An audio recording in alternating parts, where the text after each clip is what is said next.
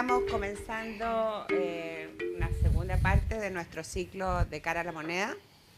Esta vez tenemos como invitado a Marco Enríquez Ominami, que la verdad que a estas alturas tanta presentación no requiere.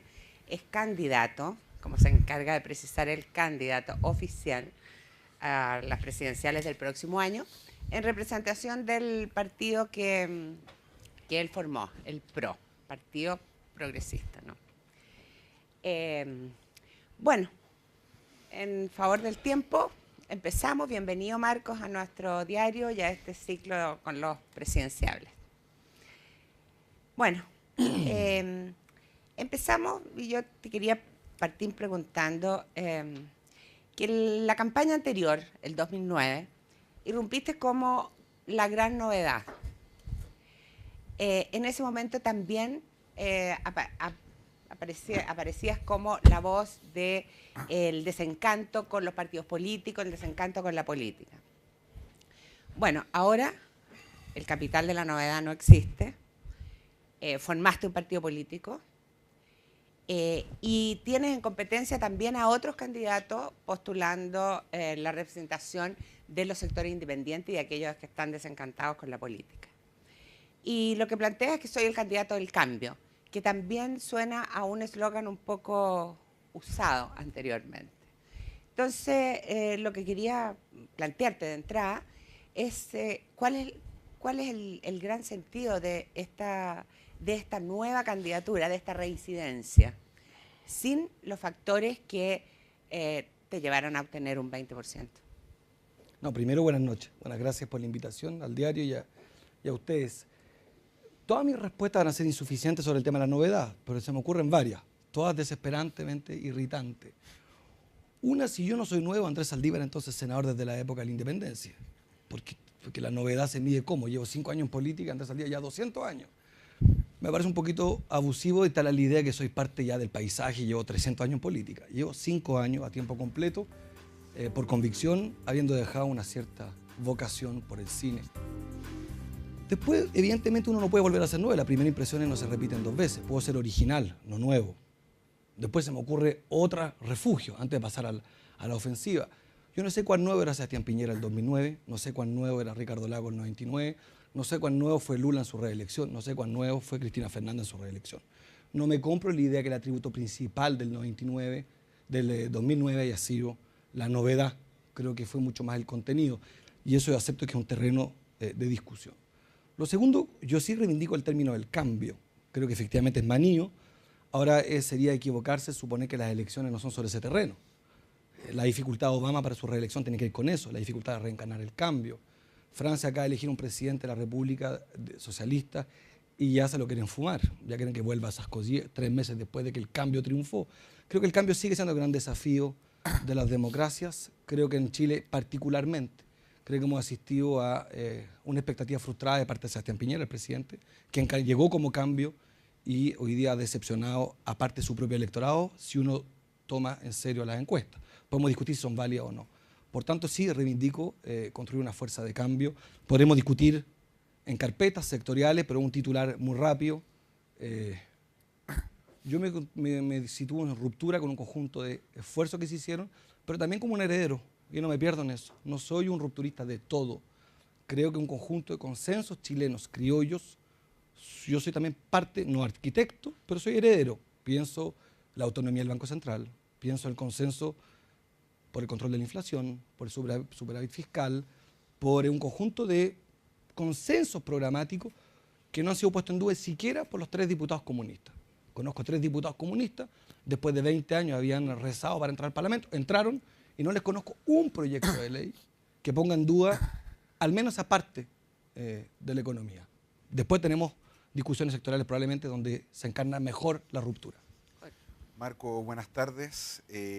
Uno de los mayores activos, no el principal, pero importante en la campaña anterior, fue la ruptura respecto de la familia política de pertenencia, que era la Concertación, que se reflejó muy bien en tu exclusión directa e indirecta de un proceso de primarias que resultó ser un fiasco y que contribuyó, entre otras cosas, a la poca capacidad que tuvo el progresismo, si así lo podemos llamar de alguna forma, movilizar a sus candidatos.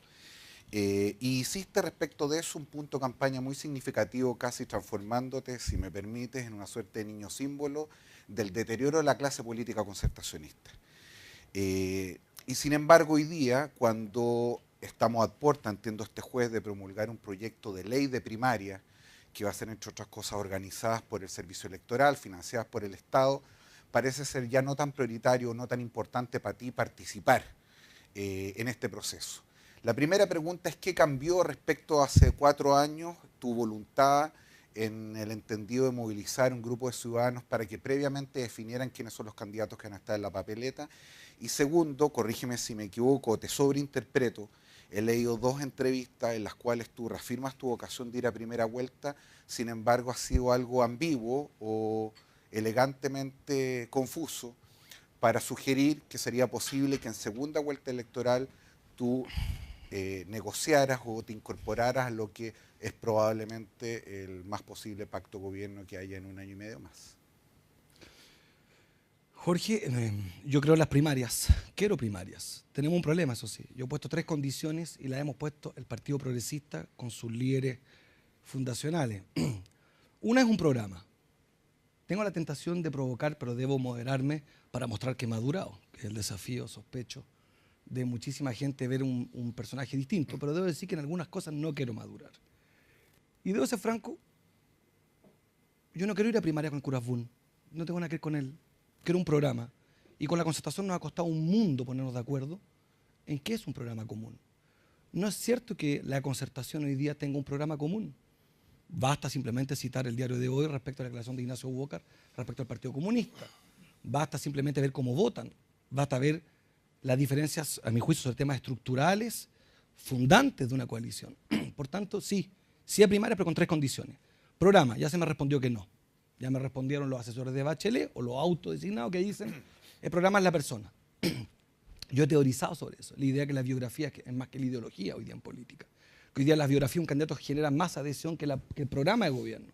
Pues bien, creo que están las condiciones dadas en el mundo, incluso en Chile, producto de las redes sociales, producto de la ebullición social, producto de la fatiga de la democracia para que entremos en un proyecto de programas, de un proyecto país. Yo no sé cuál es el programa de la Concertación y, por tanto, cuando además me responden que no, que el programa se ve después de las primarias, ya no es posible. Pero además he propuesto lo siguiente: primarias parlamentarias, Jorge. Me han respondido que no. No solamente la Concertación, el Partido Comunista ha dicho que no quiere primarias parlamentarias. Y para nosotros sería impresentable concurrir a primarias presidenciales sin primarias para senadores y diputados. Más aún cuando en sistemas parlamentarios, usted sabe, no hay segunda vuelta, y hay binominal. O sea, si debe haber una primaria, esa es la palabra. Y han dicho que no. Por tanto, la primaria presidencial aparece como un debate falso. Por tanto, sí, queremos primaria, pero para todo, respecto a un programa. Y hay una tercera condición o consideración que parece extremadamente ingenua, pero la quiero poner sobre la mesa: el respeto. Yo creo en el respeto. Creo que en política lo que se ha perdido es la fraternidad. Es difícil que yo pueda concurrir a una primaria con dirigentes que no han querido reunirse nunca conmigo. Esta reunión no la he podido tener con Osvaldo Andrade. Esta reunión no la he podido tener con Ignacio Walker, quienes públicamente han reconocido que no quieren fotografías conmigo ni quieren reuniones públicas conmigo. Entonces, ¿cómo iría yo a primarias si sus propios dirigentes reconocen no querer juntarse conmigo públicamente? Lo segundo, respecto de... Pero ellos han dicho, Marco, que garantizan la participación tuya en primaria, que te dan las garantías que no te dieron en el año 2009. O sea, ahí aparece como una inconsecuencia. Pero no han respondido los programas Blanca ni los de las primarias parlamentarias, ¿no es cierto?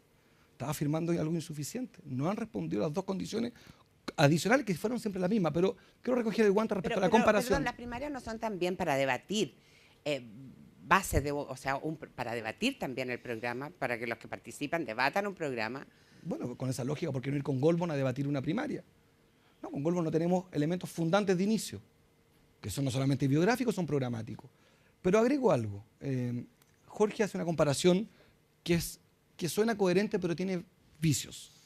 En 2009 yo era militante del Partido Socialista de Chile y pedía primarias en un concierto en el cual yo era militante adherente. Hoy he hecho el esfuerzo, me reconocerán, pueden no adherir a nuestro proyecto, pero se me acusó de solitario. Bueno, creamos un partido progresista. Se nos acusó de anarquista, creamos un partido progresista. Se nos acusó de no creer en la política. Se creó un partido progresista. Pareciera que en el caso nuestro ninguna evidencia es suficiente. Pues bien, hoy día el Partido Progresista se declara en ruptura de la derecha, por supuesto, pero también de la Concertación. Por tanto, la Concertación no tiene el monopolio de lo que significa no estar con Sebastián Piñera en su gobierno. La geometría no es la que se le ocurrió a la Concertación. Esto no es, si tú no estás con la Concertación no eres oposición. Ellos no dibujan el mundo.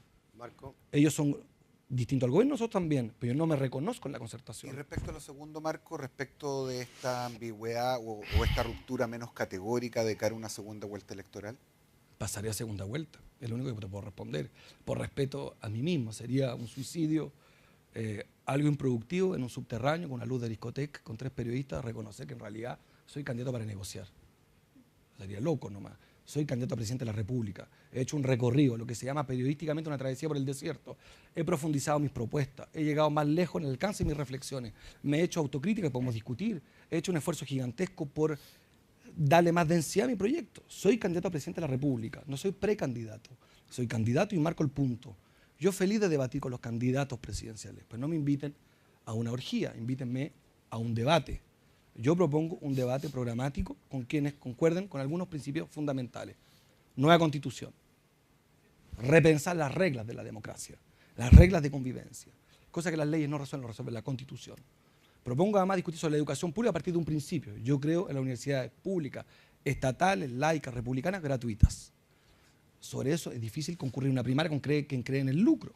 Marco, antes de entrar a conversar los esos temas, porque yo creo que es parte importante de lo que hoy día podemos sacar en limpio, pero me da la sensación, y creo que no lo podemos zanjar suficientemente en esta conversación todavía, que lo que estamos discutiendo acá es el sentido de tu campaña.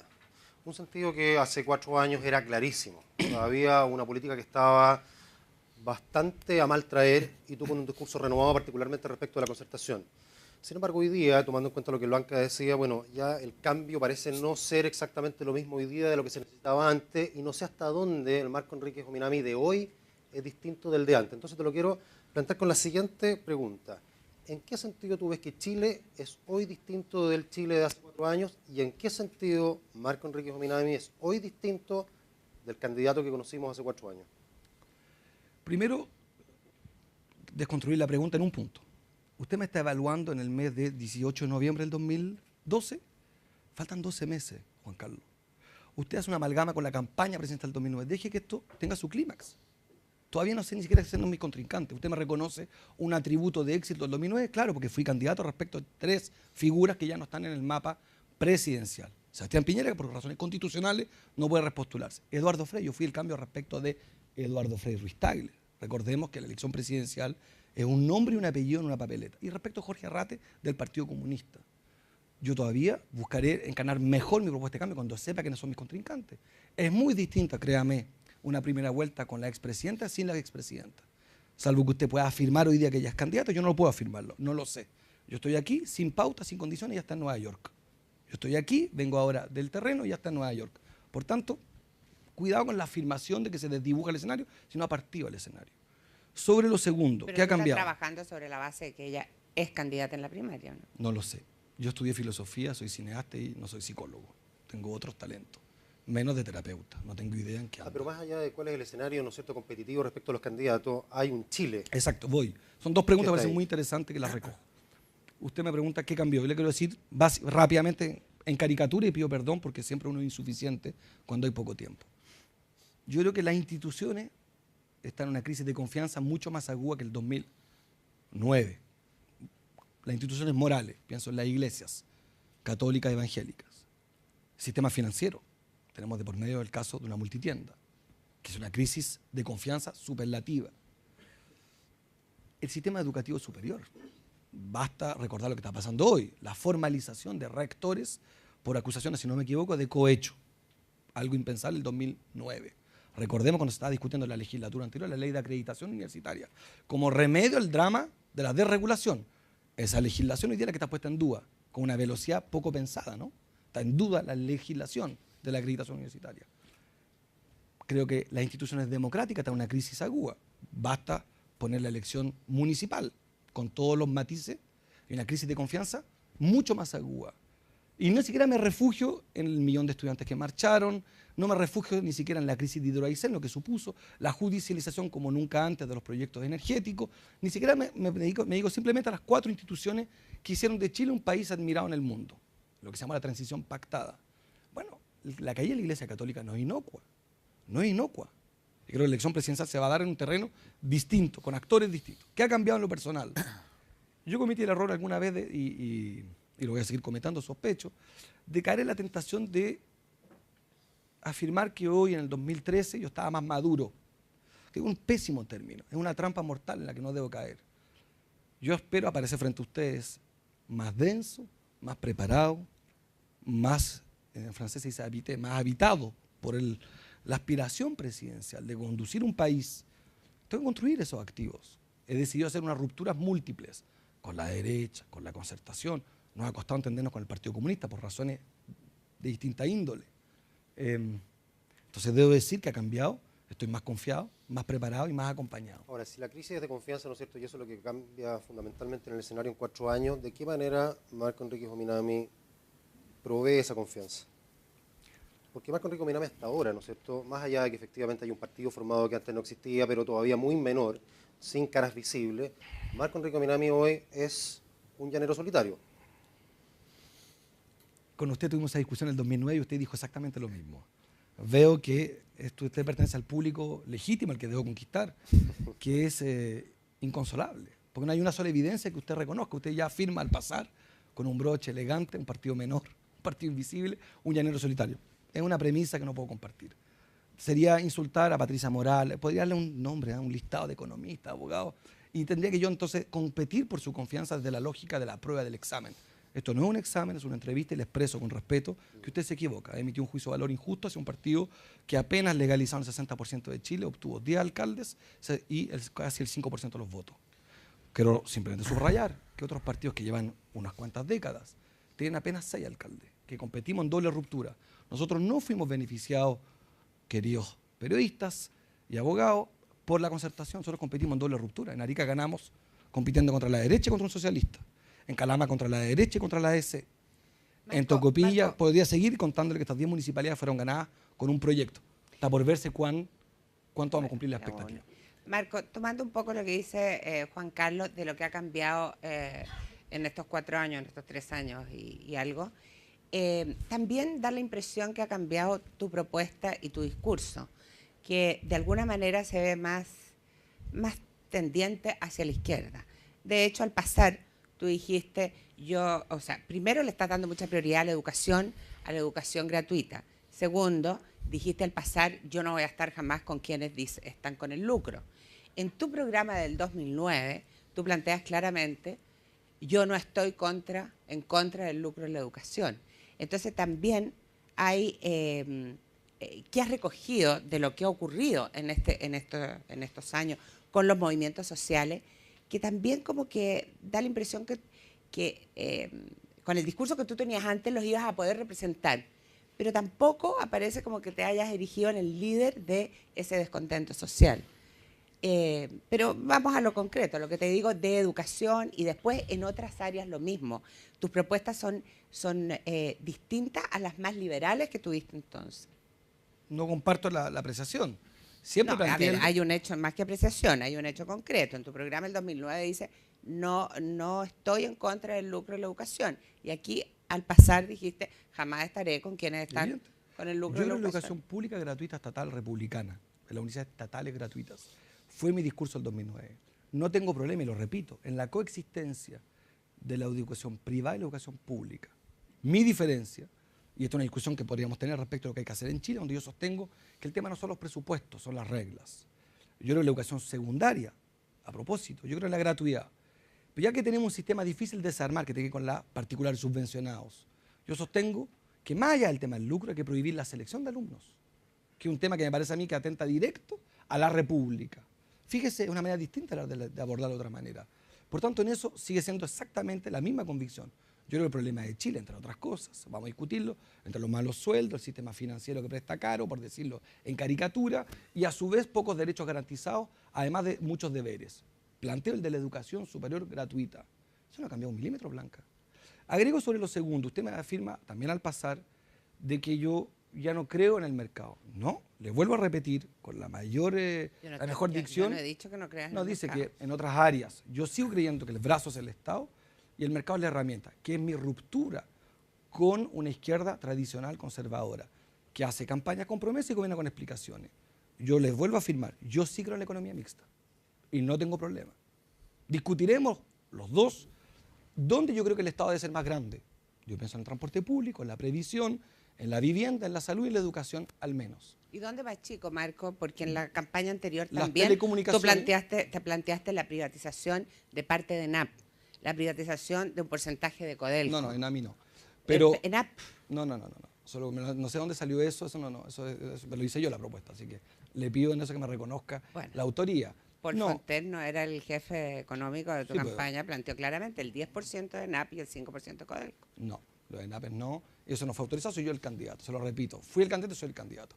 Lo que no quita que voy al fondo de su pregunta. Sí, yo creo que el mercado tiene un rol que jugar. Y esa es mi ruptura, y ahí viene la complejidad de nuestro liderazgo. ¿Qué hace? Yo entiendo que muchos de los que están acá deben mirar con profunda desconfianza, por lado y lado. Porque para la concertación es insoportable este desmarcarse, de decir, mire, no, yo no estoy en esta ambigüedad, y la subrayo. Y para la derecha es insoportable también esta pretensión de defender más Estado. Por tanto, efectivamente, el progresismo supone una doble ruptura. El tema es cómo no caer en la trampa en la entrevista, de permanentemente estar a la defensiva y no poder decir lo que quiero hacer para el país. Pero esa es mi falla.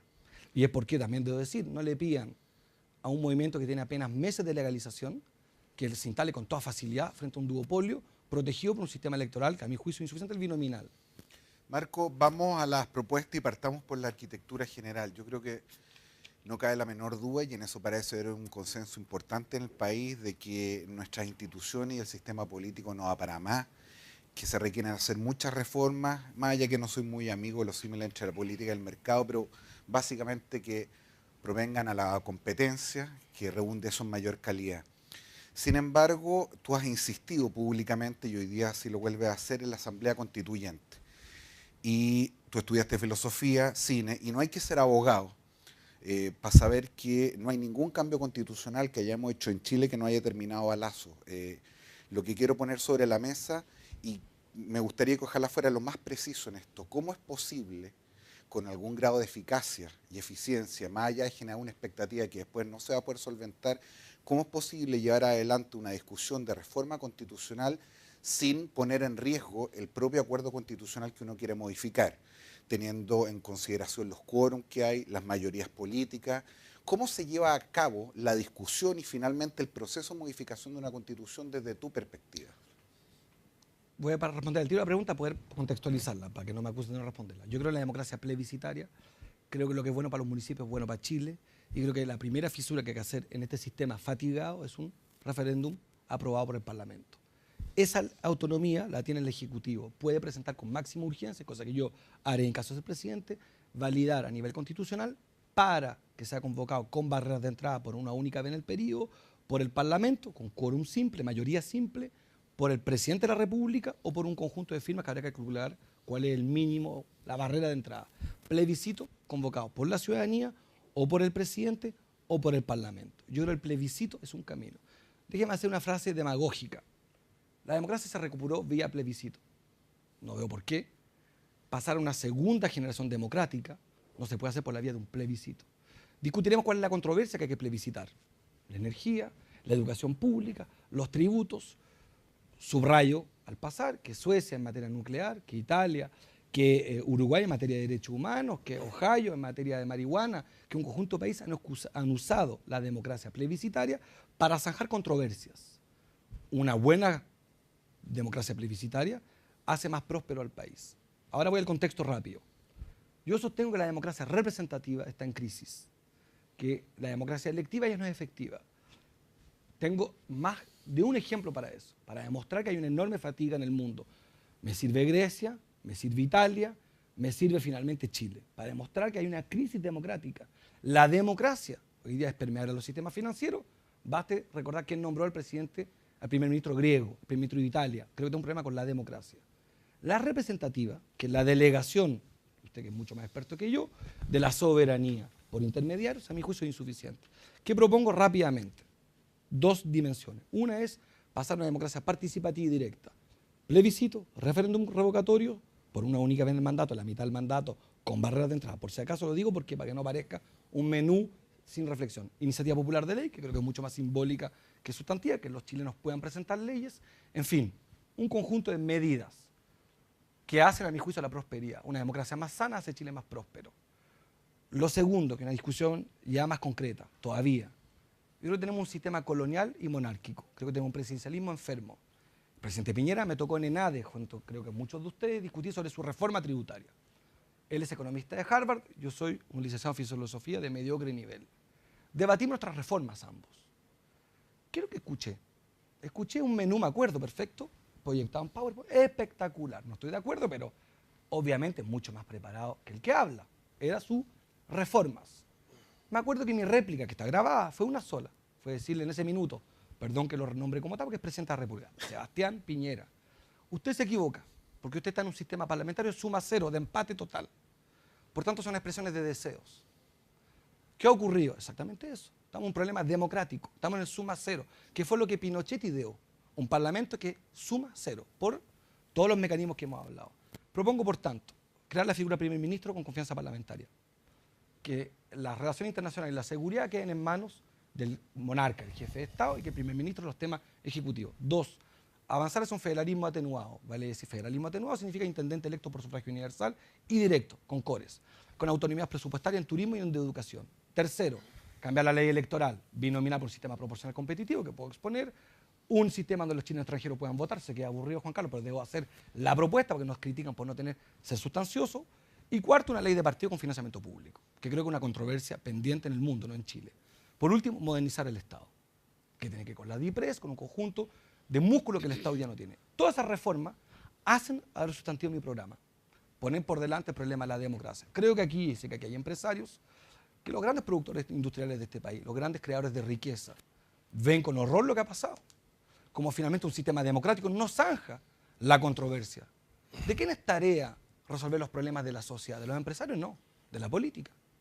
Y el Parlamento hoy día no es el espacio de la solución. Para ir más yo valoro, esta es una dicotomía porque lo que estás diciendo, ¿no es cierto? Necesito explicar todo para que después no me digan que no estoy contestando todo lo que me están preguntando. Perdón. Pero claramente es imposible que se pueda absorber tanto de lo que dices. Entonces, tratemos de ir más a lo puntual, a lo medular, a lo que va quedando y donde realmente se notan los matices. Y quiero meterme en educación, porque tú has hablado, ¿no es cierto?, de queremos educación gratuita, o quiero educación gratuita, propongo educación gratuita. De hecho, una salvedad ahí. Claramente se puede hacer un plebiscito entre eventualmente una opción del sí y una opción del no, porque la gente entiende cuáles son eventualmente para sí los costos y los beneficios asociados a una y otra opción. Si yo plebiscito educación gratuita, una gran mayoría de la gente solamente va a ver el beneficio de eso, pero no va a ver el costo, porque el costo no lo paga ella directamente. Por lo tanto, es un poquito demagógico hacer un plebiscito sobre educación gratuita. Pero lo que me gustaría es entender qué es lo que es para ti educación gratuita. Primero, déjeme decirle que su argumento habría que entonces insultar a los 9 millones de suecos que concurrieron para zanjar la energía en la matriz energética. Se zanjó por la vía de un plebiscito. Pero bueno, asumo que el voto, habrá manera de defender que el voto programático existe en muchos países del mundo y no significa la infantilización del voto dicotómico, como si fuera la PSU, A, B, C, D, E, todas las anteriores y ninguna anterior. Existen mecanismos, pero en fin, ya vendrá esa discusión. Yo voy a pasar al revés, si me permite. Una república tiene un modelo de desarrollo. Ese modelo de desarrollo es preocupación de todos sus ciudadanos, mejorarlo, participar de él, parte de nuestros deberes. La matriz productiva de Chile, lo saben mejor ustedes que yo, es más de un 50% producción y exportación, como todos sabemos, de materias primas. Yo creo que una matriz de desarrollo que tenemos que modificar, a lo cual estuvo empeñado el presidente Lago con mucha lucidez. Yo que soy severo crítico de él, debo decir que siempre lo tuvo clarísimo. El tema del I+D, de cómo se cambiaba eso. Yo creo que las universidades son el lugar natural donde se repiensa un modelo de desarrollo. Yo quisiera que la República de Chile, que se respete como tal, lo ofrezca. Se ofrezca a sí misma un centro de pensamiento para pensar su modelo de desarrollo. Y que accedan los ciudadanos a esto según mérito y no según crédito. No tengo problema con que existan universidades privadas. Quiero universidades estatales gratuitas en el mediano plazo. Si fueran gratuitas las estatales hoy día, repito, estatales, no es la católica no es estatal, pública no estatal, digo las estatales, USACH, la Chile, etcétera, son pocas, son, si no me equivoco, no más de 250 alumnos hoy, según matrícula. Que las estatales sean gratuitas tiene que ver con lo siguiente en el mediano plazo. Ofrecer según mérito acceso al conocimiento, y no para todos, con barreras de entrada. Es una discusión que hay que decir al pasar. Pero, ¿cuál es la diferencia que yo tengo muy de fondo? Con una frase del presidente Piñera para explicar por qué yo no entiendo cómo es la educación. Él nos dice, si la educación fuera gratuita, los hijos de ricos estudiarían gratis. Sentido común. Bueno, yo discrepo. Blanca. Los hijos de ricos no son ricos. El papá es rico. Y vía tributo quiero que el papá haga la diferencia. No estoy a favor incluso de esa discriminación. Para mí la educación es mucho más que simplemente el traspaso de conocimiento, la integración social. Sí, pero en Chile Y tenemos entonces, un problema, Marco. termino, son tremendo. universidades gratuitas. A favor de la gratuidad de las estatales en el mediano plazo. Si fueran gratuitas hoy, mis hijas estudiarían gratuitas porque la PSU sigue siendo el principal mecanismo de ingreso a la universidad. 2, cuando hablo de gratuidad, hablo también de cambiar las reglas. En la educación secundaria, lo que tenemos es un 8% matrícula privada, la privada, perdón, que sea tautológico, repetitivo en la verdad, privada, porque tenemos creado algo que se acentuó, no lo creó la democracia, se venía de antes. Ni siquiera Pinochet, que es la particular subvencionada. ¿Qué ocurrió en el 92? Se emparejaron las subvenciones. Que no es el delito, Juan Carlos. El delito que está ahí es no haberle puesto deberes a propósito a los particulares subvencionados. Por ejemplo, no seleccionar, que los hechos ocurren. Ya, pero a ver, centrémonos en una cosa. Es curioso porque al final tu argumento de universidad gratuita, ¿no es cierto?, pero solamente las estatales puede ser Y luego que son utilitarista. Y en un país puede ser utilitarista, te voy a explicar por qué. En un país como en Chile, donde claramente, y me imagino que compartes eso, uno de los graves problemas que tenemos es precisamente la desigualdad. Desigualdad en distribución del ingreso, desigualdad en la distribución del capital cultural y muchas otras cosas más. Resulta que la gente de menor capital cultural, y siguiendo el argumento tuyo, no me voy a fijar cuánto es el patrimonio del padre, me voy a fijar simplemente en el capital cultural que una persona de 18 años tiene. Las personas de menor capital cultural no entran en general a las universidades estatales, entran mayoritariamente a las universidades privadas. Entonces, si yo le estoy dando gratuitamente educación a aquellos que entran a las universidades estatales, en gran parte voy a estar favoreciendo a aquellos que tienen mayor capital cultural. Por lo tanto, en cierto sentido, esa política se vuelve utilitarista y no redistributiva. Estoy de acuerdo, por eso planteé en el mediano plazo. Estoy completamente de acuerdo. De que partí por la preescolar, la secundaria los placé así. Le dije al pasar, en el mediano plazo. Si es gratuita mañana, ¿qué es lo que es el que mediano plazo? estudiarían ¿Son 5 años, 10 años, 20 un años? ciclo académico. Hay como- estudios que demuestran que son 20 años. Yo sostengo que es harto más complejo. Porque tenemos harto, es que ahí me va a acusar usted de latero. La PSU es un sistema de ingresos que hay que cambiar.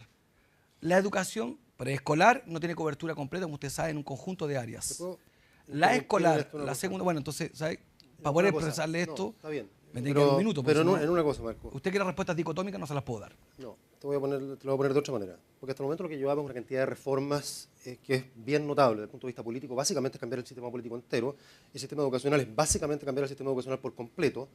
Y obviamente un presidente en 4 años no puede hacer todo eso.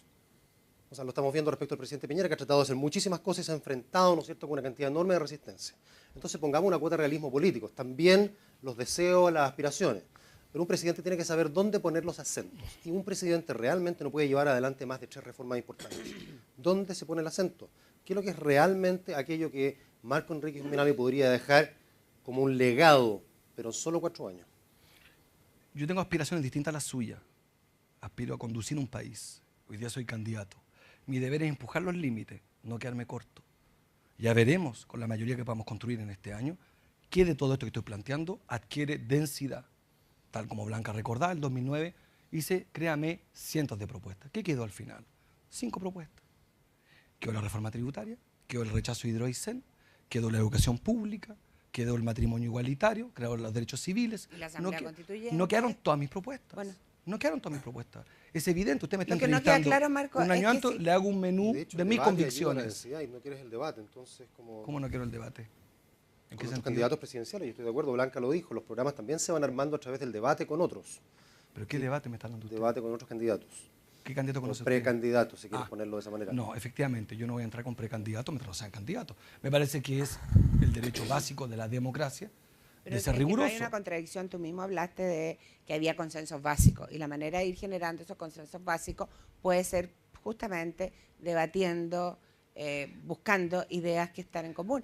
Y Para usted, pero a mí Jimena no me queda Rincón y claro, no Orrego me queda son claro can- una cosa, ¿van a ser Marco. candidatos los dos? Jorge te preguntó, Una pregunta, no, porque ¿Qué? seamos concretos. ¿Qué? Jimena Rincón, aquí hay un adherente a una de las candidaturas.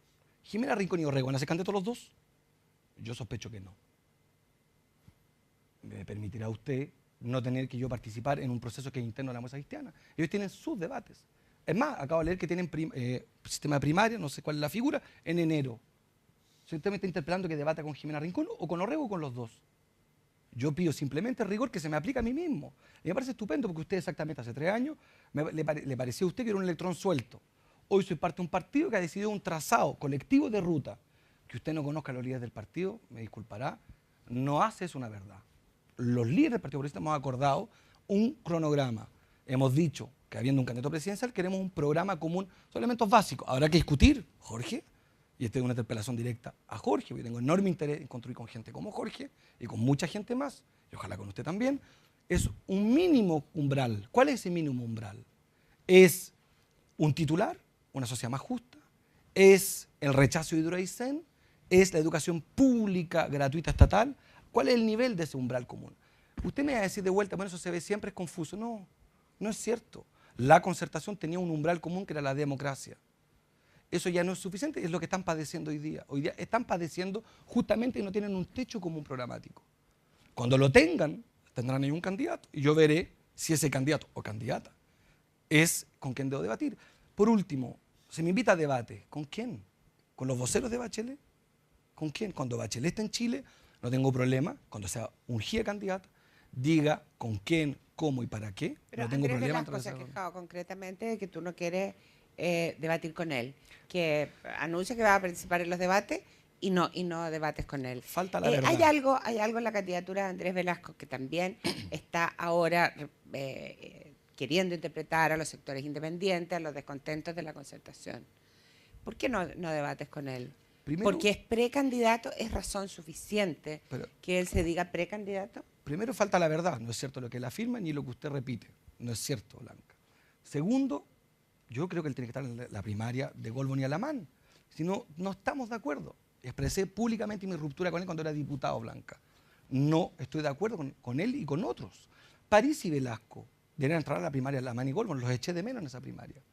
Yo no, o en ese debate cónclave que tenían, yo creo que no pertenece a una cierta sensibilidad, una visión de sociedad, puesto que creo que es él y otros más, no solo él, grandes bloqueadores y grandes detonantes de lo que hoy día estamos padeciendo. Pienso en el movimiento estudiantil, en lo que fue la LEGE, por decirle algo concreto. Después, por último, yo no tengo problema en debatir con él y con quien sea, una vez que sea ungido candidato por la coalición que él mismo acusa de corrupta. Cuando él sea ungido candidato a la Constitución a la cual él acusa de corrupta, debatiremos. Marco, vamos entrando en algunas de las cosas que has puesto sobre el tapete que me parecen bien interesantes. La primera tiene que ver con el debate energético. Y quiero sacarle un poco de Hidroaicén porque es conocida tu posición respecto a ese proyecto específico, pero todo indica, y quiero ver si estamos de acuerdo, que enfrentamos un escenario complejo. Complejo no solamente a que afecta al desarrollo del país, sino que a su condición incluso estratégica en la región. Y además parece ser relativamente razonable sostener que más allá de los esfuerzos en ahorro energético e inversión en energías renovables no convencionales, lo cierto es que se requiere tener un nivel de producción para satisfacer la demanda de los próximos años que no se satisface con esas dos variables. Tenemos básicamente dos alternativas sobre la mesa, o tres a esta altura. Carbón, nuclear, que una discusión está postergada, y agua, que parece ser un recurso seguro, renovable. Sin embargo, tú no necesariamente, pero tus asesores en esto fueron un tanto ambiguos. Es probable que tú no hagas tuyas estas propuestas, pero el mismo Fontaine, que recordaba a Blanca, propuso en la campaña pasada establecer un royalty para los proyectos de inversión hidroeléctrico, más bien favorecer en lo que a mí me parece un conflicto de interés evidente, había cuenta a lo que él se dedicaba, ciertos proyectos en materia de carbón, pero más allá de la anécdota, si tú tuvieras que tomar una decisión sobre qué el Estado debería invertir y planificar los próximos años, si no ya para sortear la crisis, a lo menos para atenuar su impacto de aquí a 5 años más. Al pasar usted hizo una pequeña repasada que debo precisar. Paul Fontaine fue el vocero tributario, no el vocero energético, por los mismos conflictos que usted repara. Eso lo precisé yo para que no quede rebotando una cierta acusación delicada. Más allá que puedo compartir que eso probablemente no fue del todo prolijo en el transcurso de la campaña. Me habría gustado más prolijidad. Estando agradecido del rol que jugó en la defensa tributaria, para no equivocarnos tampoco. Agradecido estoy de su vocería y no me arrepiento y lo volvería a hacer exactamente igual en materia de construir una vocería provocadora desde un liberal respecto a los tributos. Sobre energía voy a seguir siendo ambiguo por lo siguiente. El Partido Progresista ha pactado una alianza con el Partido Ecologista. El Partido Ecologista es un partido temático, es un partido que tiene, por su nombre, una visión de las cosas. Y yo le he expresado con mucho respeto al líder ecologista que voy a enfrentar muy pronto preguntas como esta en que no voy a poder responder, mire, no al nuclear, no al carbón, no a hidroaicén, no a las hélices, a las eólicas, porque se descubrió que en el Chiloé espantaban la reproducción de las ballenas. Hay un límite. Yo estoy de acuerdo con su formulación. Es dicotómico. Propongo, señor, una tercera variable, que creo que es un camino. Preciso un paréntesis respecto a hidroaicén, que me ha costado expresarlo, que queda consignado porque hacía una caricatura. Yo no estoy contra la hidroelectricidad. No estoy de acuerdo en el emplazamiento de hidroaicén. Creo que fue, es y será un error hacerlo en la Patagonia. Existen otras cuencas más cerca de Santiago, más viables, donde ya hay hidroeléctricas, donde podríamos haber hecho este mismo proyecto sin este conjunto de controversias sobre el tendido eléctrico, las regiones que cruzan y todo lo que hemos visto. Subrayo eso porque no vaya a quedar la caricatura que uno está contra el hidroaicén, está contra la hidroelectricidad. No es así. Yo agregaría una variable que usted omitió y que un ex colega mío, diputado Álvarez, creo que con lucidez esbozó y después abandonó. No sé los alcances de eso. Que el uso eficiente de energía. Creo que hay un esfuerzo gigantesco que hacer las mineras. Creo que tenemos todavía muy pocos incentivos y muy pocos, en eso, lógica de política pública al incentivo de la aislación térmica en las viviendas, de un conjunto de materias que tienen que ver con lo que se ha hecho en Copenhague, un conjunto de ciudades respecto al uso de los semáforos, el uso de las ciclovías, un conjunto de elementos que hacen a la materia energética más diversa y más limpia. Primero, en eso creo que un ahorro energético de las mineras aportaría enorme. Dos, estamos preparando una propuesta que suena algo popular, que es peligrosa. Esta idea de que si vamos a avanzar por el carbón, entonces por cada nueva termoeléctrica se cierra una antigua, la de la más contaminante. Buscar un camino de compensación. Yo sí creo, al igual que usted, que es dicotómico. Ya anunciaremos nosotros cuál es el camino, pero quiero anunciar desde ya que no nos vamos a quedar en un cierto, no sé cuál es la palabra, me puede ayudar usted, purismo. Naif. Naif. Claro, inocencia política, de tratar de decir, todas contaminan, no me las jure. Nosotros vamos a anunciar un camino que va a suponerse esta ruptura adicional también en nuestra familia, porque supone optar. Y el debate sobre la energía nuclear, porque en la contra. campaña anterior, en contra, definitivamente en contra. Porque en la campaña pasada el candidato a la concertación, Eduardo Frei, era favorable. Michelle Bachelet, no sabemos. ¿Vale? Un tema que normalmente no se toca en entrevistas de alto vuelo como esta, pero que yo creo que es importante como país, y estoy seguro que tú tienes posición en relación a eso, de hecho lo has manifestado, que es todo lo que es igualdad de género. Lo que entiendo es que tú estás favoreciendo alguna ley que establezca la obligatoriedad del 50% de candidaturas de mujeres. Sí, la paría, sí. Eso es lo que escuché, ¿no? La presenté, no la favorecí, creo que presenté 200 leyes. Recuerdo haber presentado una ley. Yo sé que esto es difícil porque venimos de una historia y me imagino que no es fácil encontrar candidatas mujeres, pero tú tuviste ya una experiencia, ¿no es cierto?, de buscar candidatos para las elecciones municipales, tanto de alcalde como concejales.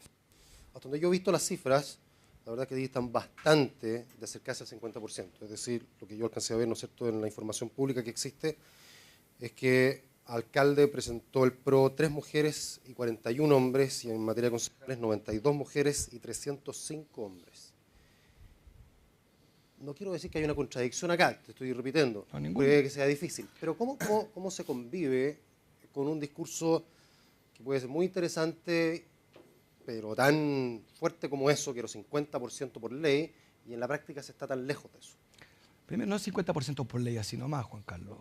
La ley, tendría que revisarla, son incentivo o castigo a las listas que los partidos no presenten. No es simplemente te quedé con un premio y castigo a las listas que tendría que revisar la ley que presenté. Pero sí creo en la paridad. No veo contradicción alguna, solo veo el fracaso de un intento desde el voluntarismo de un partido relegalizado hace 3 meses. Sus cifras son insuficientes porque presentamos 1.100 candidatos. 500 candidatos quedaron como independientes por una ley hecha por los tíos Longueira y Escalona, que se llamó la ley antidíscolo. Una ley que da para dificultar nuestra inscripción, y veo que asiente con propiedad Jorge Navarrete. Dicho esto, esas cifras no están bien, pero nosotros estuvimos muy por debajo. Por sobre, creo, en concejales gruesos de los partidos, pero muy por debajo. No veo contradicción, veo un fracaso. Pero eso es un fracaso que nosotros hicimos, tratamos de corregir como pocos partidos, por ejemplo, por la vía de subsidio económico a las mujeres. Candidatas mujeres tenían el doble propaganda de candidatos hombres. Hemos hecho todo tipo de intentos. Por eso es que creo en la ley.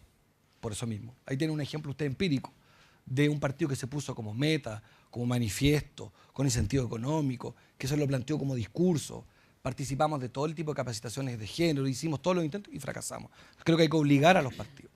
Simplemente por una cuestión más cultural, para escuchar a alguien más joven como tú y con toda una experiencia internacional, francesa y demás. ¿Por qué es que es tan importante para ti esa igualdad de género? ¿Qué es lo que agrega la mujer que no tiene el hombre en el ámbito público-privado? Primero que creo que la ley, la política, consiste en empujar los límites de la sociedad. El Código del Trabajo no fue obra de la naturaleza. Y eso fue también una gran controversia, parecía esta, los que decían, pero ¿por qué no regulan a los empresarios los derechos laborales? Si yo sé tratar a mis trabajadores. En Sudáfrica con los negros pasó exactamente lo mismo. O sea, de eso se trata la política, de buscar cuál es el alcance de este ogro filantrópico que es el Estado, como decía Octavio Paz. O sea, ¿cuál es el alcance? Yo no creo, por si acaso, y creo que está planteado en mi ley, que la ley de paridad deba durar per sécula. Creo justamente que genere un cambio de comportamiento, de padrón conductual de las élites políticas y en el plazo que se cumpla, bajarla. De hecho, yo he propuesto un concepto en el partido en el que creo mucho más, a propósito de, entre comillas, profundización. La paridad progresiva. ¿Qué significa eso?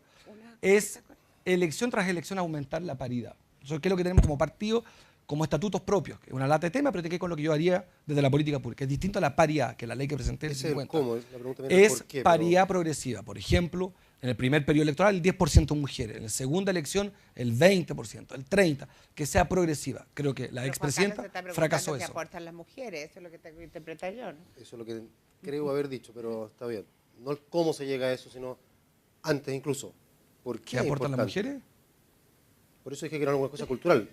Me interesa escucharlo de ti.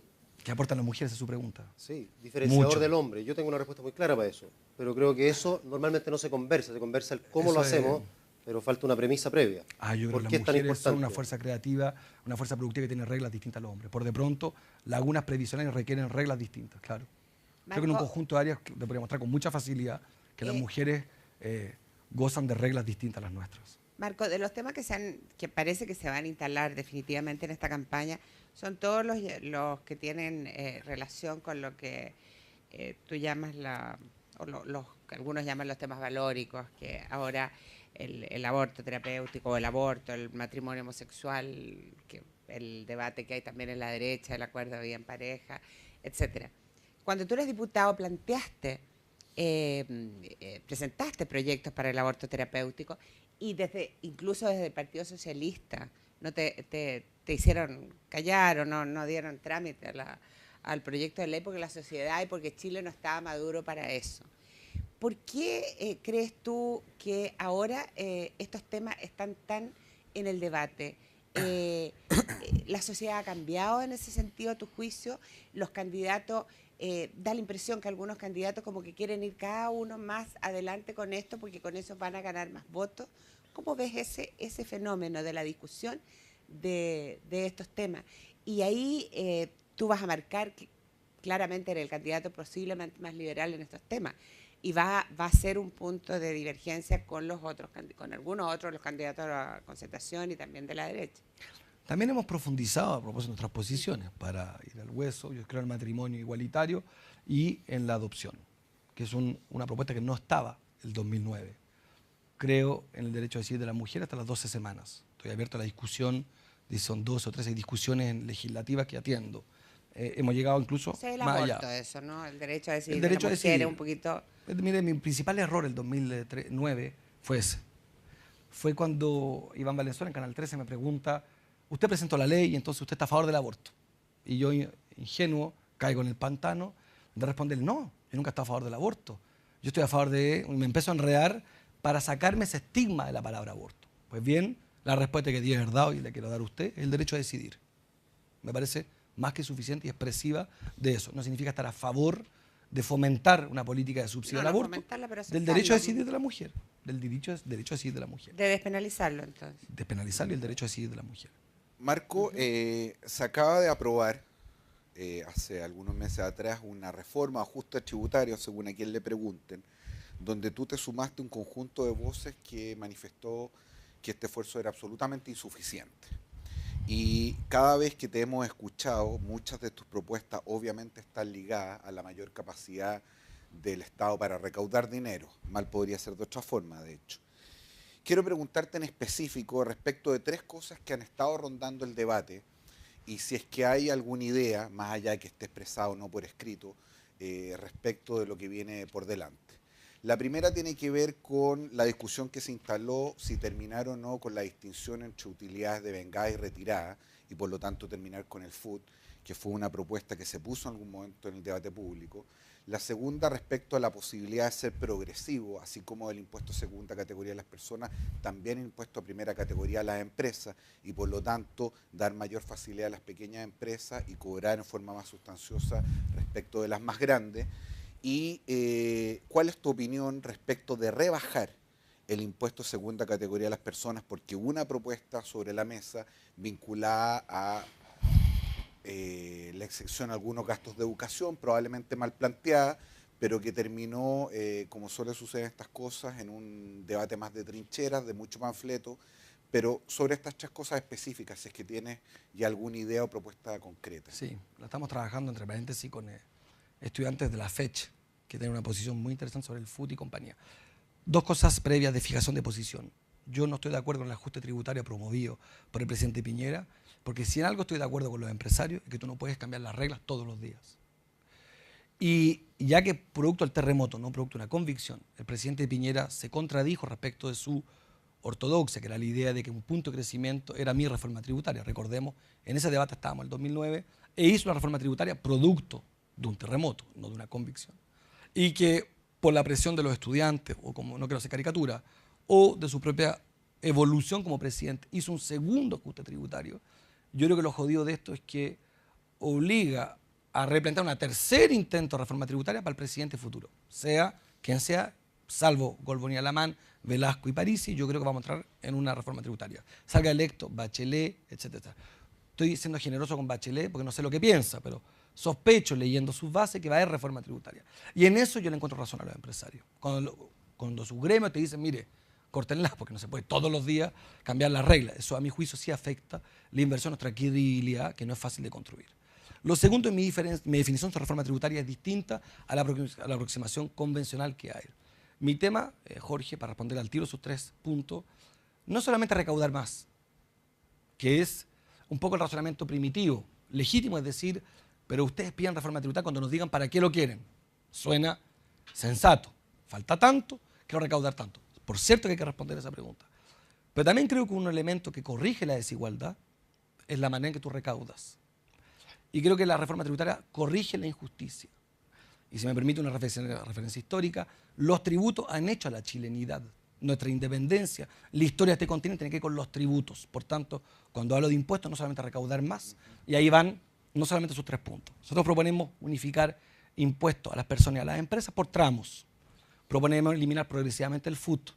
Proponemos un IVA diferenciado. Proponemos un conjunto, yo mantendría la propuesta por Fontaine, que la encuentro certera, respecto al impuesto a las hidroeléctricas, a los nuevos proyectos de inversión, como usted lo precisó. Atiendo todo eso y va a ser parte de nuestra propuesta. Sí, una reforma tributaria. Yo he pedido que seamos precisos como lo fuimos con Paul el 2009. Creo que con Paul tuvimos un mérito. Es que fuimos capaces de decir exactamente cuánto recaudábamos, por qué la lógica de cada uno de esos impuestos y a qué lo íbamos a gastar. Y tan precisos fuimos, Juan Carlos, que dijimos que en salud significaban 8 hospitales de alta complejidad, no 9, 8. Dijimos que significaba, no recuerdo, el ajuste en subvención escolar, un porcentaje importante, y me acuerdo pagar una parte de la deuda histórica a los profesores. Recuerdo que significaba crear unas escuelas suboficiales de carabineros en Temuco. O sea, fuimos hiper rigurosos. Yo mismo le voy a pedir a mi equipo que en eso no hagan una ruptura con el 2009, a propósito de su pregunta inicial, profundicemos y seamos muy precisos en cuánto queremos recaudar y que creamos impuestos y tributos que sean justos, que no rompan la dinámica de crecimiento necesario. Una cosa muy puntual. Va a venir el fallo de la Haya en poco tiempo más. No sabemos exactamente en junio, dónde va a ir. Está como establecido, ¿no? Va a estar plena campaña desatada, ¿no es cierto?, a esa altura. Imaginémonos un escenario no favorable para Chile, no tan desfavorable tampoco, pero que perdamos un pedacito, ¿no es cierto? Típicamente, ¿no es cierto?, ese triángulo que está ahí más allá de las 200 millas. ¿Cuál va a ser la reacción o el comentario del candidato Marco Enrique Jominami frente a ese fallo, si es que se da este escenario que estoy diciendo? yo critiqué severamente a Andrea Lamán cuando fue ministro de Defensa y hizo el tema de la Haya un tema de gobierno y no un tema de Estado. Incluso esbocé la posibilidad que convocáramos al COSENA, el Consejo de Seguridad Nacional, porque estaba representada la sociedad civil y porque era política de Estado. Valoro, lo digo en todas sus letras, lo que hizo el presidente Piñera hace un mes, cuando da un giro y transforma esto en una política de Estado. Yo fui citado como presidente de partido, una reunión que me pareció contundente, un gesto donde él, yo entiendo, gira y no le deja a un candidato o a un ministro, perdón, une la política sobre la Haya y la transforma en una política de Estado. Me parecería, y me comprometí con mi silencio, asentí al menos a esa reunión, en ser extremadamente prudente. Tengo convicciones, me gustaría expresarlas, podría ser implacable con la diplomacia de la concertación y la diplomacia de este gobierno para demostrar que terminamos en este escenario por un conjunto de razones. Porque creo que hoy día, aunque parezca algo grave, corresponde la máxima prudencia.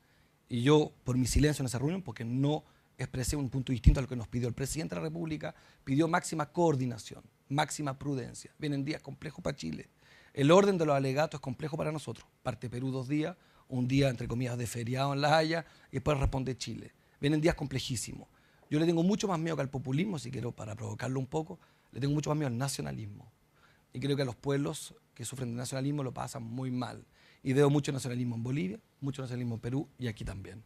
Y no contribuiría hoy día en sacar una ventaja pequeña para demostrar los errores de la diplomacia anterior y la actual para ganar algo. Creo que es un tema súper complejo. Por tanto, hiperprudente y por ahora mi respaldo total a la estrategia del presidente Piñera.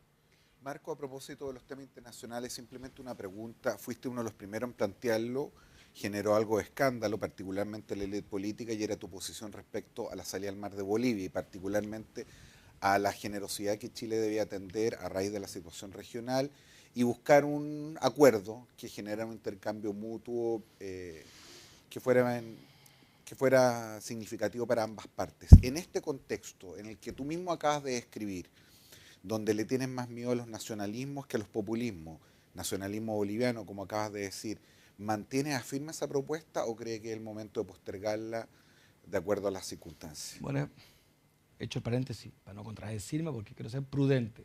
He expresado mi respaldo hoy día, al día de hoy, con la información que tengo, a la posición que Chile expresa a través de su gobierno. Creo que esa es una de las fallas. Creo que existe un irredentismo peruano que tendrá que ser zanjado post-Haya, la garantía de que Perú no siga, sea cual sea el resultado, poniendo en su agenda interna desafiar a Chile en nuestros límites. Y a su vez creo que hay una oportunidad gigantesca, incluso desde el punto de vista del oportunismo con Bolivia, más allá de mis convicciones. Creo y sigo creyendo en lo que propuse el 2009, el 2008, el 2007, el 2006, desde que entré en política. Y lo formulo de la manera más imprudente posible. No me quedaré nunca por debajo de lo que hizo Pinochet. Me pareció un dictador cruel. Sin embargo, en esto, y mira, te lo dice hijo, sobrino, nieto de víctima de la dictadura, debo reconocer que en eso Pinochet tuvo una visión estratégica. Y me parece que no es aceptable que no hayamos tenido presidentes y no líderes que hayan sido capaces de conducir esto. Porque por lo demás, Chile solo gana en resolver el problema con Bolivia. Solo gana el norte de Chile, solo gana la economía del norte de Chile, gana la pyme del norte. En materia energética hay un camino también. Tenemos controversia respecto al Silala. Hay un conjunto de oportunidades que me parecen además que pondría a Chile a la vanguardia del mundo en materia diplomática si hiciéramos ese gesto. Tenemos 5.000 kilómetros de mar. Existe la permuta que propuso Pinochet que los bolivianos rechazaron. Y pasa un poco lo mismo que con la concertación. Déjeme hacer la analogía, con las primarias. Ustedes me preguntan si yo quiero primaria. La pregunta no es a mí que tiene que hacérsela a Jorge. Son a los líderes de la concertación que no quieren ni programa ni eso. La pregunta no es a Chile, por lo menos a los progresistas si queremos más. Yo tengo la impresión de que en Bolivia existe un fuerte nacionalismo que no quiere más ni soberanía. Quiere que pidamos perdón, quiere mar y quiere soberanía, que es distinto al tema de la mediterraneidad, como le llaman ellos. Yo creo que la mediterraneidad tiene solución. Lo que no lo tiene, creo, es que pidamos perdón, que esté la soberanía, que ese paquete de 3 medidas que ellos piden se resuelva. Creo que pasaron 130 años y pueden pasar 130 más. Posición que le expresé personalmente al presidente de Bolivia, por si acaso. Tener una expresión que le ha dado unos par de que tú temas. someterías a plebiscito, porque planteaste que Sí. plebiscitarías muchos temas. Pero que Juan Uno Carlos dijo de algo ellos. justo. Juan Carlos dijo algo justo. Yo expreso aquí mis convicciones. Creo que usted tiene que evaluar a quién aspira jefe de Estado respecto a mis convicciones. No quiere decir que en 4 años seamos capaces de hacer todas estas cosas. Sí expreso en el orden editorial, como lo hacen ustedes como periodistas con sus preguntas, le he puesto por delante mis prioridades. Partí hablando de democracia, de educación, de tributos, política exterior, energía y podríamos seguir derechos civiles. Podría ser una discusión sectorial. No creo que si soy presidente de la República podamos zanjar todo por plebiscito. No lo veo posible. Sí quiero decirle, que usted me preguntó mi convicción, yo creo que sí, que la diplomacia chilena, en caso de ser presidente, será audaz en cambiar una formulación. Yo creo que Chile fue considerado el mejor alumno de América del Sur y debe pasar a ser el mejor compañero. Eso, que es un titular, de eso, de mejor hay un alumno, espacio. de mejor compañero de América Latina, tú has sido muy cercano a Cristina Fernández de Kirchner. ¿Qué opinión tienes de lo que está pasando ahora en Argentina?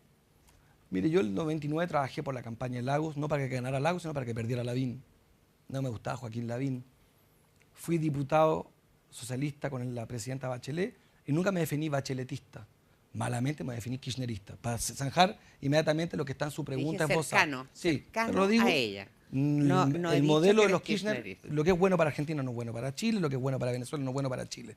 Cuidado, en eso mis cercanías tienen mucho más que ver con que tengo una muy mala opinión de lo que hizo Carlos Menem, lo que hizo Sánchez de Lozada en Bolivia y al respecto de los binomios. A usted le parecerá primitivo, pero es importante fijar. Prefiero a Rafael Correa que a Bucaram. Prefiero a Chávez que a Pedro Carmona. Prefiero a Lula que a Color de Melo, a Serra, para ponerlo así de manera muy dicotómica. Yo, respecto de Menem, prefiero a Cristina Fernández. Eso es. Sobre lo que está pasando, creo que ellos tienen un problema de competitividad con la economía. Es una economía que está perdiendo competitividad, que tienen esos severos desafíos respecto al costo de la energía, que es bajísimo, y hay un problema, usted sabe, no sé cómo llamarlo, sobreconsumo, tiene un conjunto de regulaciones, son distintas a las nuestras. Una sociedad altamente sindicalizada, son otros desafíos. Por tanto, soy en eso, de nuevo, extremadamente cauto, porque sería demasiado fácil de un plumazo emitir un juicio de valor negativo o positivo sobre un país vecino. Marco, estamos terminando y una pregunta que no es muy elegante hacerla, pero en aras del esfuerzo de transparencia que se está haciendo por todos los candidatos, es bien sabida tu ruptura con un buen amigo que probablemente contribuyó al financiamiento de una parte importante de tu esfuerzo en la última campaña. Más allá de lo que hoy día se ve, ¿cómo se financia a alguien como Marco Enrique Minami? No solamente me refiero al periodo electoral propiamente tal, sino en estos 4 años donde a lo menos no hay un sueldo público de por medio como había cuando eras parlamentario.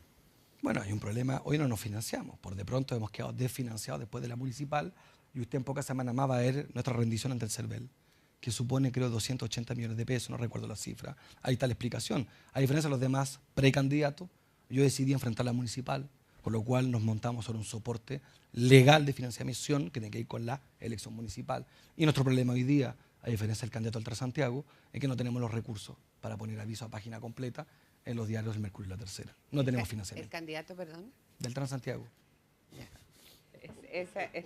Esa es la definición del candidato Andrés Velasco. No, es mucho más compleja. Derechamente. ¿Ah? No, mucho más compleja. No, es que ya en varias preguntas, en varias respuestas aludió Bueno, a él. Entonces, para No, redondear. usted me han interpelado, y me parece muy legítimo, por él. Y me han interpelado poco por Orrego, me habría gustado, por Parisi, por un conjunto, pero no tengo problema. Y de los de la alianza, ¿con cuál te gustaría terminar compitiendo? El más mejor. Pero todos vienen aquí a decir el más mejor, Pero como dijo Leonel Sánchez. Mira, es como la pregunta anterior, ¿qué hace usted en segunda vuelta? Pasar a segunda vuelta. Y por último, para terminar, Marco, tú has dicho que, respondiendo a Juan Carlos, que es imposible en 4 años cumplir todo, pero, y también dices que el presidente Piñera se frustraron incluso sus electores. En parte muchos lo han atribuido a que él mismo generó demasiada expectativa con sus propuestas, con sus programas, etcétera. ¿Tú no estás también generando demasiadas expectativas con todo esto, con la falta de priorización que puede haber en todos estos temas? Bueno, creo que es algo injusto su afirmación. He hecho un esfuerzo por decirle que le parece un poco eterno, le pareció a Juan Carlos, una visión sobre la democracia. Yo estoy en ruptura con el discurso economicista. Creo que el problema de Chile no son sus presupuestos, es la democracia. No, y bueno, pero concretamente en lo de Piñera, ¿tú qué le reconoces? Porque dice que hay frustración respecto a lo que el presidente Piñera había planteado, había prometido, y la gente se frustró con su gobierno. ¿Quién le reconoce positivo al gobierno de Piñera? Por ejemplo, tú has hablado del sistema financiero, de los problemas que tiene el sistema financiero. Él creó el CERNAC financiero, que tú lo proponías incluso en el gobierno anterior. ¿Quién le reconoce de positivo o nada? No, el postnatal, la inscripción automática, el voto voluntario, se me olvidan, pero hay cosas, el impacto unión civil que la Concertación no quiso presentar, lo hizo él. No sería completamente injusto no reconocer ciertas cosas. Me quedo más bien con sus propias promesas. Yo lo evalúo respecto a lo que él dijo. Y tengo un privilegio, es que competí el 2009 y por tanto tengo buen oído y escuché bien sus promesas. Y él hizo básicamente 4. Nos habló de la nueva forma de gobernar, la eficiencia, el fin de la mano dura a la delincuencia y el fin de la corrupción. Se acabó la fiesta. No quiero abundar, pero si uno revisa el caso Kodama, uno revisa la reconstrucción en la sexta y la séptima, en la octava, uno aborda los temas del cuoteo, empieza a descubrir que estamos muy por debajo. Me quedo aún más con una quinta promesa que me afecta a mí directamente. El 2009 nos planteó que él estaba muy preparado para gobernar y que tenía más de 1000 economistas en Tantauco. Su ministro de Economía se llama Pablo Longueira. Nos dijo que él tenía miles de líderes que iban a ser los grandes ministros del futuro. María Gustavo era Juan Carlos, entre paréntesis, de ministro. Se optó por Eileen Matei, de la que se le sacó el Senado. En defensa estaba lleno de expertos, se nos habló se sacó un senador. Se rompió también una promesa, la cual yo no la he hecho. Por tanto, usted hace una amalgama que no comparto. Eso es muy prudente. Yo creo que gobernar es muy difícil. Me he preparado, fui derrotado quizás porque era muy temprano para que ganara el 2009. Falta un año, tengo que prepararme, estoy súper prudente. Estoy muy convencido que hay una oportunidad gigantesca, pero con máxima también convicción y prudencia. Creo que es muy difícil. Y no he dicho, fíjese, en esta sala, que tengo 1000 economistas, que soy el más preparado de la historia. No, creo que estoy más preparado respecto al 2009, que mis contendores son todos respetables. Tengo diferencias de fondo con ellos. Serán ustedes los que tendrán que sajar. Y para terminar, ¿tú crees que la Concertación, como lo has dicho, está con el síndrome del balcón?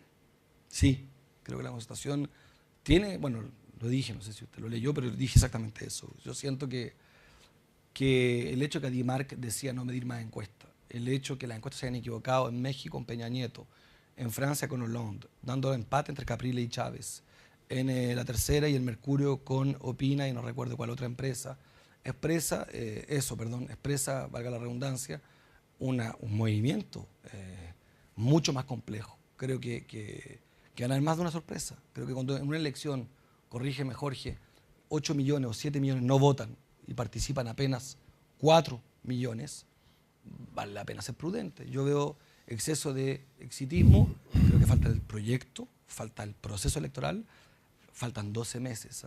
Yo escucho mucha comparación con mi candidatura del 2009, mucho candidato que se declara que recorre mi camino. Quisiera precisar que me proclamé el 2009 después de la municipal y que partí en enero. Estamos en noviembre. Y ya veo, al decir de ustedes, 8 candidatos. Yo digo precandidatos. Ahora sí, para terminar, sí, muy cortito. Yo sé que esta pregunta te irrita mucho, porque te la han hecho varias veces. ¿Para qué la hace entonces? Para irritarte.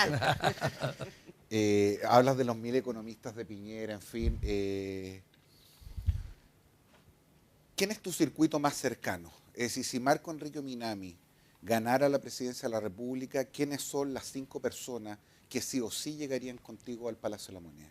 Gente que probablemente no está en su radar, pero yo valoro mucho. Eugenio Rivera, Cristian Warner, Camilo Lagos, Patricia Morales, María Paz Donoso, Miguel Márquez, podría seguir. No tengo... ¿Gobernarías con gente de la Concertación? Pasaré a segunda vuelta y construir una mayoría. Si líderes de la Concertación, y estoy seguro que ellos lo existen, comparten un programa, una visión y una autocrítica respecto a la forma de hacer las cosas, no tengo problema en llegar a un acuerdo programático de gobierno. Necesitaré, y no tengo dudas, de todos los sectores que compartan un programa. Necesitaré de todos los sectores. Lo digo desde ya, no aspiro a caer en la trampa en la que cayó Sebastián Piñera, en simplemente crear expectativas respecto a su multitudinaria capacidad de convocar asesores, que no fue tal como ya vemos. Simplemente desde mi lado para hacer una pregunta de cierre. Y con cariño y respeto. Ese es el viejo truco de... Ya. Todo cariño. La parte cariñosa es muy notable que te tengamos como candidato nuevamente. Voy a decir candidato y no precandidato para seguir un poco tus dichos. Me imagino que no es fácil mantenerse vigente por 4 años cuando además uno no está en el Parlamento o en ningún cargo que formalmente te dé visibilidad pública, y además hay una formación de un partido incipiente, pequeño todavía, pero que ya ha ido a competir y está inscrito, y yo creo que eso tiene mucho valor. Mi personal apreciación es que el discurso de hoy no es demasiado distinto del de hace 4 años, y ya hay, como lo hemos conversado antes, bastantes más candidatos que están enarbolando banderas similares y que son competitivos frente a ti, y que por lo tanto es poco probable que veamos en esta pasada a Marco Enríquez Ominami siendo un candidato que tenga posibilidades de llegar a ser presidente, lo que no significa que en 4 años más ocurra. Entonces la pregunta es, ¿esta es una vocación de vida? Quiere decir que voy a sacar el 40%. La política. Usted me dijo en Tolerancia Cero exactamente lo mismo, que no iba a ser competitivo, y saqué el 20% en un padrón de Guerra Fría. Si sigo su pronóstico, vamos por el 40%. En el sentido de realmente tener opciones de ser presidente. 20% es muy bueno, pero no para ser presidente. Creo que esta vez tampoco se va a dar, lo que no significa que no se dé más adelante. Entonces, estoy poniendo quizás un poco a prueba esa vocación de vida. Los chilenos zanjarán. Bueno, Los chilenos zanjarán, Juan Carlos. Eso lo vamos a ver en el curso de los meses que siguen en la elección, para la cual ya va quedando un año. Quería agradecerle a todos ustedes y especialmente a Marco Enríquez Ominami, candidato del PRO, a Jorge Navarrete, a Juan Carlos Eijols, por esta segunda entrevista del ciclo de Cara a la Moneda. Gracias, Marco, por estar con nosotros. A usted, muchas gracias.